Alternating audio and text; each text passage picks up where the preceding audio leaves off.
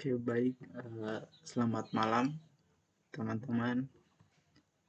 Perkenalkan, nama saya Azrul Karabi dari program studi Teknik Informatika Strata 1 dari Stikomia Lindo Kupang. Di sini saya akan mengerjakan atau mempresentasikan hasil kerja makalah tugas untuk melengkapi tugas UAS rekayasa perangkat lunak 1 atau RPL 1. Bisa dilihat pertama di sini ada kata pengantar. Kata pengantar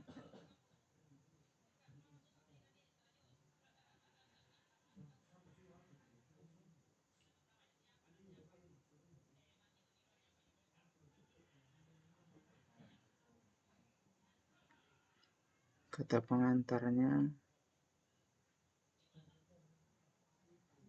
ya, di sini mungkin saya bisa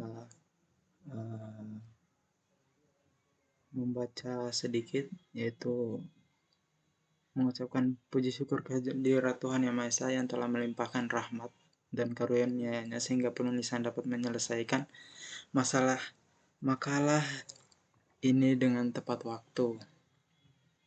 Salawat serta salam senantiasa tercurah limpahkan kepada junjungan kita Nabi Muhammad beserta keluarga, sahabat, pengikutnya hingga akhir zaman.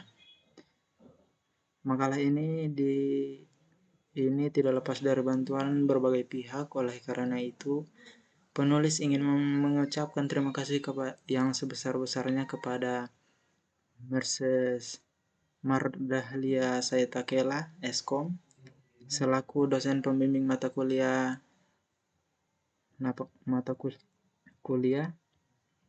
Rekayasa Perangkat Lunak 1 yang telah memberikan bimbingan dan arahan yang sangat bermanfaat dalam proses penyusunan makalah ini. Kemudian yang kedua, ucapan kepada orang tua yang telah memberikan dukungan moral dan material sehingga penulisan dapat menyelesaikan studi dengan baik. Yang ketiga, teman-teman yang selalu memberikan semangat dan motivasi kepada penulis. Yang keempat, pihak lain yang ingin diucapkan terima kasih yang telah membantu penulis dalam berbagai hal. Penulis menyadari bahwa makalah ini masih jauh dari sempurna atau masih banyak kekurangan. Oleh karena itu, penulis sangat mengharapkan kritik dan saran yang membangun dari pembaca demi penyempurnaan makalah ini di masa depan. Kemudian teman-teman bisa lihat di sini ada daftar isi. Yang pertama ada kata pengantar, daftar isi bab 1. Kemudian ada pendahuluan, tujuan, manfaat. Kemudian lanjut ke bab 2, landasan teori. Di dalam landasan teori itu ada teori RPL 1 atau rekayasa perangkat lunak 1. Kemudian ada bab 3, masuk ke bab 3. Di bab 3 ini ada model pengembangan perangkat lunak waterfall, flowchart, perancangan struktur ERD atau ERD. Kemudian kita masuk di bab 4, kesimpulan dan saran. Di sini kesimpulan dan saran ini tentunya diisi dengan kesimpulan dan saran yang tertera. Kemudian daftar pustaka, lampiran. Kemudian ada dokumentasi presentasi pada YouTube yang sekarang sedang saya presentasikan. Dokumen gambar perancangan menggunakan tools. Langsung saja kita masuk ke bab 1, pendahuluan. Di sini ada latar belakang. Di sini saya akan membacakan sedikit dari latar belakang yang ada di makalah ini. Yang pertama, dalam era digital saat ini, teknologi informasi dan komunikasi berkembang pesat dan telah menjadi bagian integral dari berbagai aspek kehidupan. termasuk bidang pendidikan. Salah satu wujud pemanfaatan teknologi dalam pendidikan adalah melalui pembangunan website sekolah. Website sekolah merupakan sebuah platform digital yang digunakan untuk menyediakan informasi dan layanan kepada berbagai pihak yang berkepentingan, seperti siswa, orang tua, guru, dan masyarakat umum.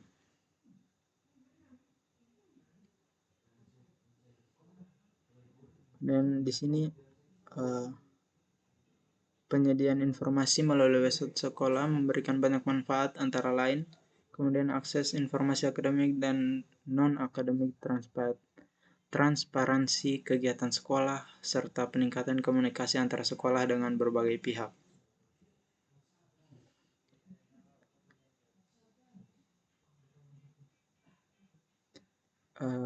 Di sini juga ada beberapa kendala. Di sini tertulis, meskipun banyak sekolah yang telah memiliki website, masih terdapat beberapa kendala dalam pengelolaannya. Beberapa di antaranya adalah kekurangan konten yang update, tampilan yang kurang menarik, serta navigasi yang tidak user-friendly. Oleh karena itu perlu adanya penelitian dan yang mendalam untuk mengidentifikasi masalah-masalah tersebut dan mencari solusi yang tepat. Kemudian di sini ada rumusan masalah. Rumusan masalah di sini,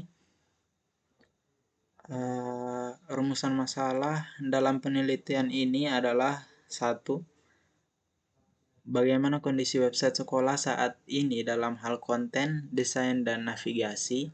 Yang kedua, apa saja kendala yang dihadapi dalam pengelolaan website sekolah. Yang ketiga, bagaimana solusi yang dapat diimplementasikan untuk mengatasi kendala tersebut.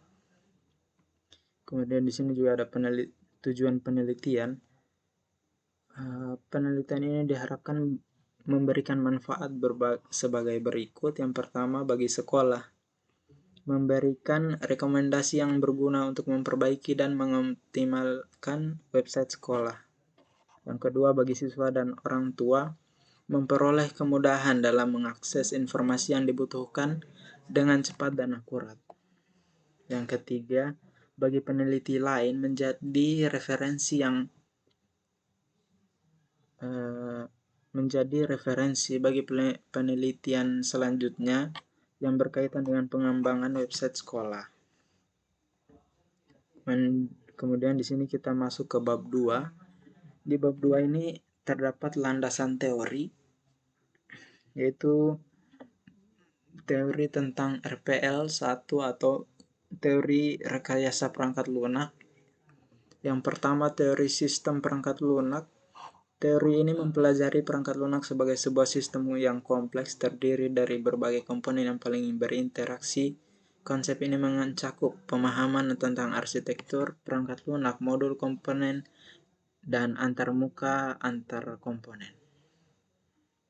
Yang kedua, teori rekayasa perangkat lunak ini berfokus pada penggunaan objek sebagai dasar untuk pengembangan perangkat lunak. Yang pertama ada encapsulation, inheritance, polymorphism. Kemudian yang ketiga, pengembangan perangkat lunak, component-based software engineering. Ada komposisi komponen, rules. Yang keempat, teori model proses pengembangan perangkat lunak.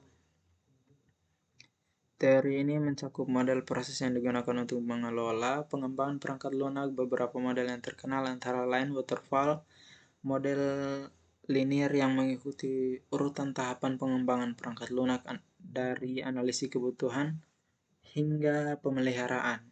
Kemudian ada agile model. Yang ketiga ada spiral model. Kemudian di sini ada yang kelima, ada analisis desain perangkat lunak.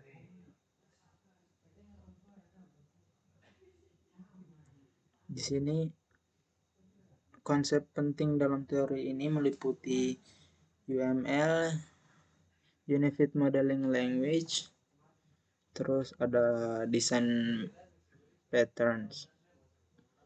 Kemudian yang keenam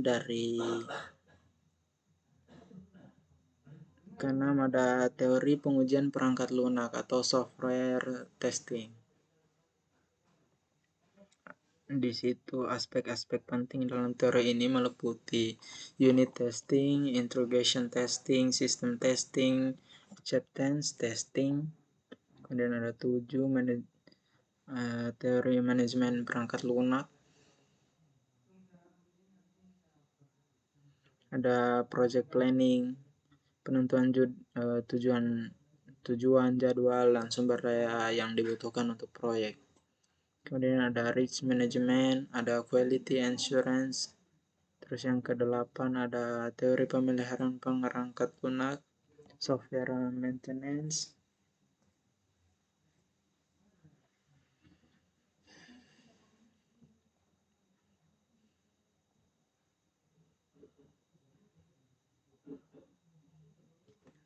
Kemudian ada teori rekayasa kebutuhan, requirement engineering. Di sini teori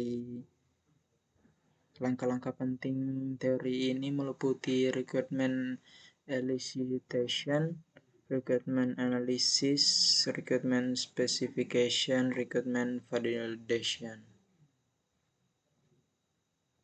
Dan kita masuk ke bab 3 adalah bab pembahasan. Jadi turunan metode perancangan sistem waterfall, linear schemata, model.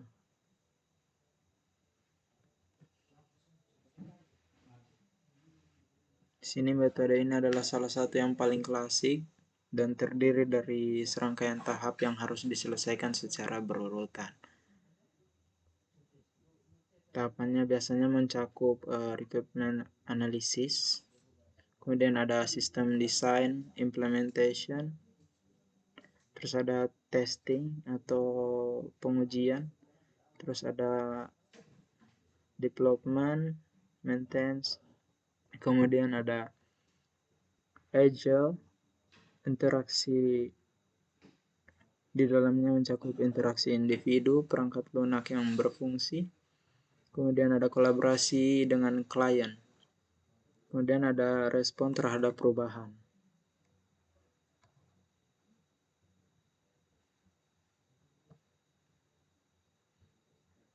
Kemudian teman-teman bisa lihat ini adalah flowchart dari website sekolah.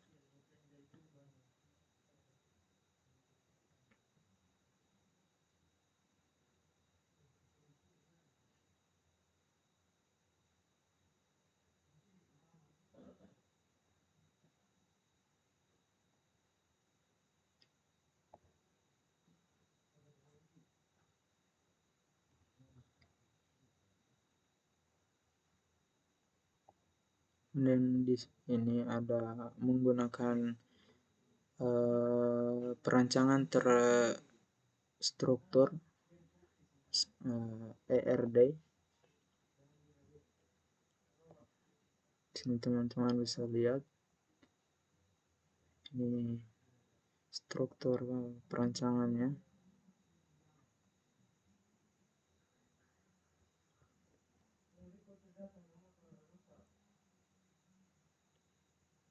Kemudian di sini di bagian keduanya ada perancangan terstruktur DFD.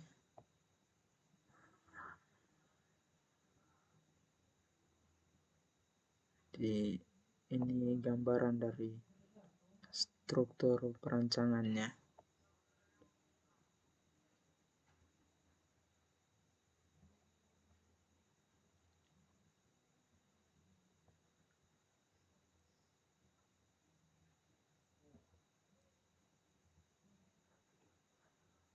Terus yang ketiga di sini ada kamus data yang tabelnya itu ada tabel siswa dan tabel guru. Di sini di tabel siswa ada atribut ID siswa, nama siswa, nama belakang, tanggal lahir, alamat, jenis kelamin, kelas ID, terus ada tipe data dari atribut yang telah disebutkan tadi berupa ID siswa, tipe datanya integer, kemudian nama siswa itu varchar, kita kasih 50, kemudian nama belakang juga varchar, kita kasih 50, tanggal lahir date atau tanggal, alamat varchar kasih 255, kemudian ada jenis kelamin. Jenis kelamin itu tipe datanya enum dan kelas ID itu integer.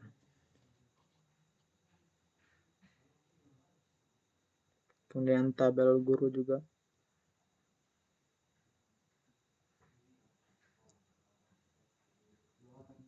ada atribut dan tipe datanya juga seperti tabel siswa. Kemudian kita lanjut ke perancangan berbasis objek use case. Jadi di sini kita bisa lihat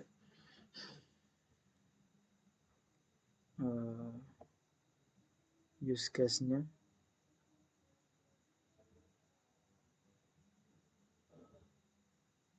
Ada admin dan calon siswa yang akan mendaftar.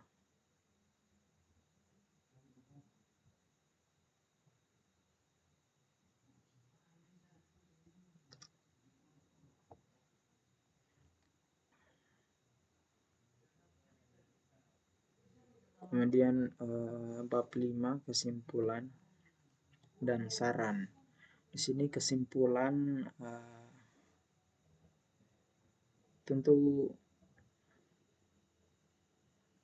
makalah yang dibuat oleh saya memang belum ada, masih jauh dari kata sempurna. Jadi kesimpulan dari makalah yang saya buat ini adalah pembuatan website sekolah merupakan langkah strategis dalam memanfaatkan teknologi informasi untuk mendukung kegiatan pendidikan dan administrasi sekolah. Berdasarkan analisis dan pembahasan yang telah dilakukan, dapat disimpulkan bahwa website sekolah memiliki beberapa manfaat utama, yaitu satu, ada akses informasi yang lebih mudah. Website sekolah memungkinkan orang tua, siswa, dan masyarakat umum untuk dengan mudah mengakses informasi penting mengenai sekolah. Yang kedua, ada peningkatan transparansi dan akuntabilitas. Dengan adanya website ini, transparansi sekolah terhadap masyarakat dapat ditingkatkan. Informasi mengenai kebijakan, program sekolah, dan laporan keuangan dapat diakses secara terbuka sehingga meningkatkan kepercayaan publik. Kemudian yang ketiga di sini media komunikasi yang efektif. Website sekolah menyediakan platform komunikasi yang efektif antara pihak sekolah, siswa, dan orang tua. Fitur seperti forum diskusi, pengumuman, dan form kontak membantu memfasilitasi komunikasi dua arah yang lebih baik. Kemudian di sini keempat ada promosi dan branding sekolah. Website yang dikelola dengan baik dapat berfungsi sebagai alat promosi yang kuat, penampilan keunggulan, dan presentasi sekolah. Hal ini dapat membantu dalam menarik minat calon siswa baru dan memperkuat citra positif sekolah di mata publik.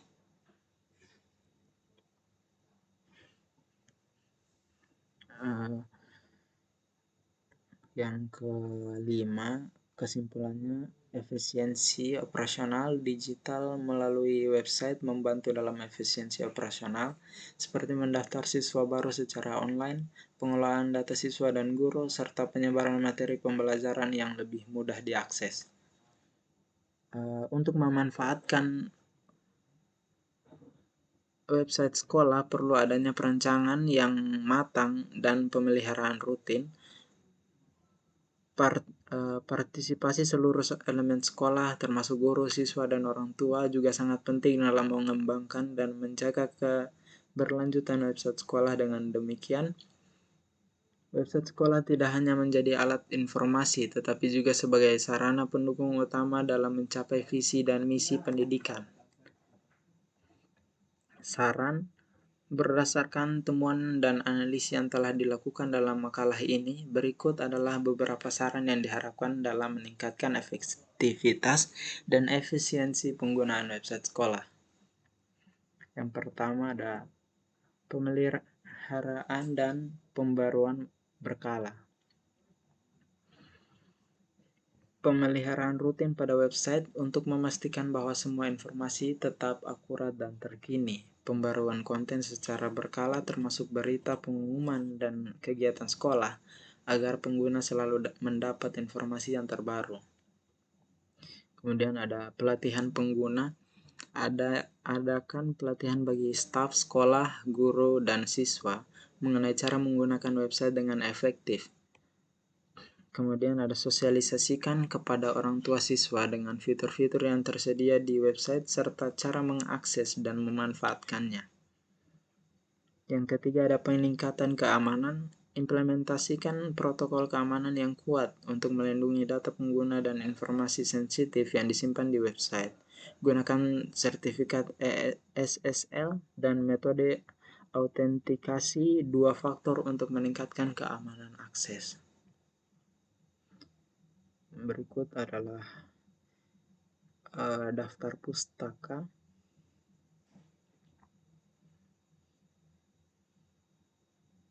Adalah sumber-sumber yang saya kutip, ada dari buku, artikel online, sumber dari pemerintah dan organisasi, kemudian ada tesis atau disertasi.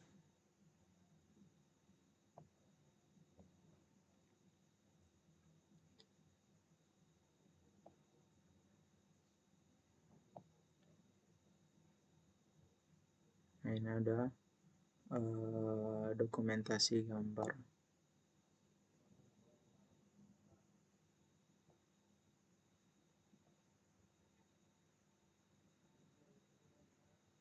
Dokumentasi gambar.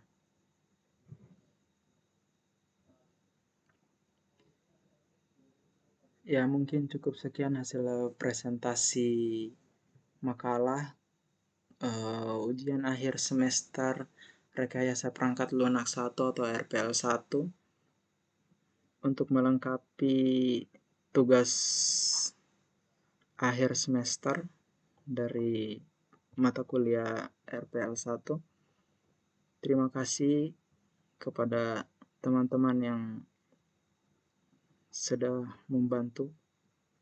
Saya ucapkan terima kasih dan saya pamit, mohon undur diri. Saya atas nama Azriwa Karabi mengucapkan selamat malam. Terima kasih semua.